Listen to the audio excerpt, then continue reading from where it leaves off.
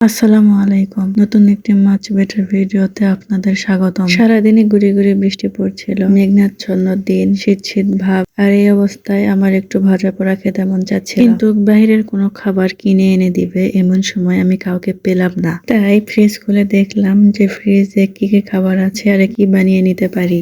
দেখলাম ফ্রিজে একটি বাটিতে কচু শাক ভাজা আর লাল শাক ভাজা আছে, আর সেগুলো নিয়ে এসে দুটো পেঁয়াজ কুচি কুচি করে কেটে গামলায় কাটা পেঁয়াজ দিয়ে সাথে কচু ভাজা, লাল শাক ভাজা, ম্যাগি মশলা, 2 চামচ গুঁড়া মরিচ, অল্প একটু হলুদ, অল্প একটু জিরা, 4 চামচ চাউলের আটা দিয়ে ভালো করে মথে মথে মেখে নিয়ে চুলায় তেল গরম করে আটার ডো গুলো গরম তেলে ছোট ছোট করে দিয়ে ভেজে নিয়ে, যেহেতু আটা মাখার সময় আমি লাল শাক দিয়েছি সেই জন্য আটাগুলো লাল লাল দেখাচ্ছে। ভাজার সময় এমন একটা কালার হয়েছিল আমি তো বুঝতেই পারছিলাম না কখন এটা হয়েছে নাকি ভিতরে কাঁচা রয়ে গেছে। যাই হোক, অল্প আছে এপিট ওপিট করে ধৈর্য নিয়ে ভালো করে ভেজে নিয়েছি। আর এভাবেই বাকি মেখে রাখা আটার ডো গুলো 4 বারে দিয়ে ভেজে নিয়ে আর হয়ে গেল আমার কচু বড়া। মানে আমি সবসময় এমনই করি, আমার যখন কিছু খাইতে ইচ্ছা করে আর বাইরে থেকে কোনো কিছু কিনে আনার অপশন না থাকলে ফ্রিজে অবস্থানরত যেই খাবার থাক না কেন সে তরকারি নিয়ে এসে সাথে পেঁয়াজ কুচি, মরিচ কুচি,